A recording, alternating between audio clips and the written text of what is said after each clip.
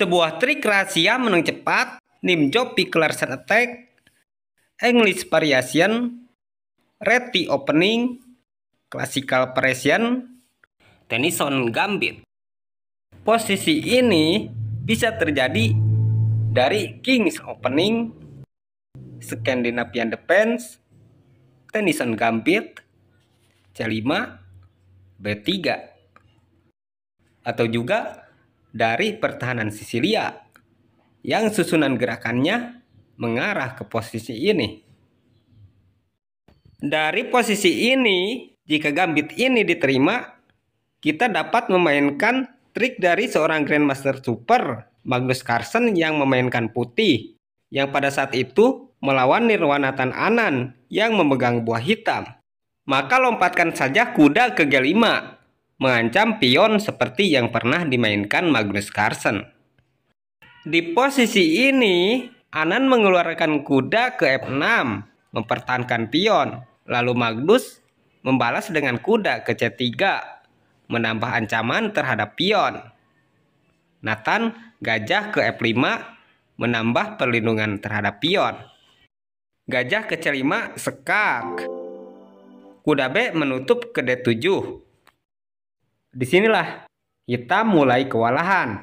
Setelah menteri ke E2, hitam sudah tidak dapat melindungi pion lagi. Pion ke A6 tidak dapat mempengaruhi serangan putih. Kuda G ini tetap akan menangkap pion. Gajah sudah tidak dapat gratis lagi, karena harus ditebus dengan kematian.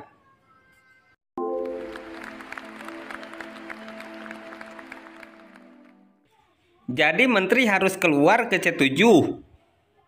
Selain agar raja dapat geser, menteri C hitam ini juga dapat menghalangi pergerakan kuda ke D6. Namun trik dari Magnus Carlsen ini tidak berhenti sampai di sini saja.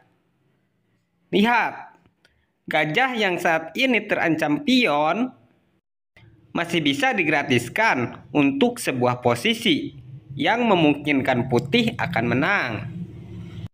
Dengan pura-pura lupa, keluarkan saja gajah ke B2, membuka jalan untuk rokade panjang. Trik ini adalah jebakan yang sangat menggiurkan, karena setelah pion kali gajah, benteng A hitam jadi aktif menyerang. Namun hitam sendiri yang akan terdesak, karena setelah kuda kali pion, hitam harus memindahkan menterinya karena terancam kuda.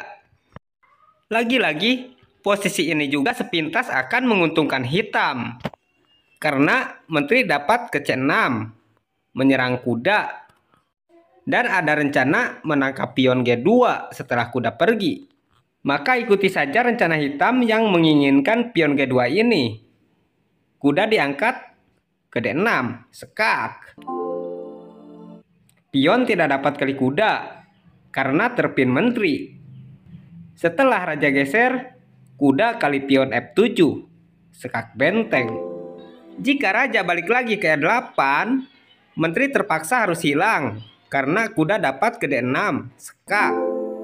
Raja tidak dapat geser atau kali kuda. Pion tidak dapat kali kuda karena terpin menteri. Jadi terpaksa menteri akan hilang setelah dipaksa kali kuda. Jadi di sini raja harus geser ke C8. Dan kehilangan gajah di awal tadi saat ini dapat ditebus dengan kuda kali benteng gratis ini. Setelah menteri kali pion, putih melakukan rokade panjang. Hitam pasti bentengnya kali pion A2. Maka kuda ke F7. Gajah ke G6 bukan solusi yang baik, karena benteng H akan ke G1, melepas perlindungan terhadap pion. Menteri jadi terancam, pastinya akan kali pion yang gratis ini, lalu benteng kali gajah. Setelah pion kali benteng, pion ke D4 menyerang pion. Pion kali pion, menteri ke C4, sekak. Menteri tidak dapat menutup karena ada kuda. Jadi raja harus geser ke B8. Lalu gajah kali pion. Dari posisi ini, buat hitam yang tahu pasti akan menyerah. Ada dua alasan untuk hitam menyerah, yaitu jika menteri tidak pergi dari jalur raja dan jika pergi dari jalur raja. Jika menteri tidak pergi dari jalur raja, misalkan menteri melakukan sekak dulu, raja akan geser mengancam benteng. Setelah benteng pergi, gajah ke E5 sekak seter. Jika ditangkap dengan menteri, jelas kuda akan kali menteri. Jika kuda kali gajah, secara otomatis raja akan mati mengenaskan. Sekarang kita lihat alasan yang kedua, yaitu jika menteri pergi dari jalur raja, misalkan geser ke G2. Maka tetap saja gajah akan ke E5, sekak. Jika kuda kali gajah, maka raja akan tewas dengan benteng ke D8. Dan jika raja geser, menteri ke C8, sekak. Kuda menutup, menteri kali kuda, sekak mat.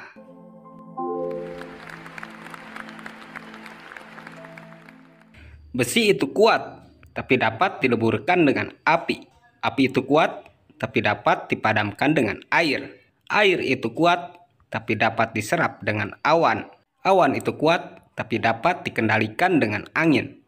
Angin itu kuat, tapi dapat dihadang dengan bukit. Bukit itu kuat, tapi dapat dihancurkan manusia. Manusia itu kuat, tapi dapat ditundukkan dengan nafsu. Nafsu itu kuat, tapi dapat dilumpuhkan dengan iman. Iman itu kuat, tidak ada yang dapat mengalahkannya. Sekian dulu, saya Darmawan Shah mengucapkan terima kasih.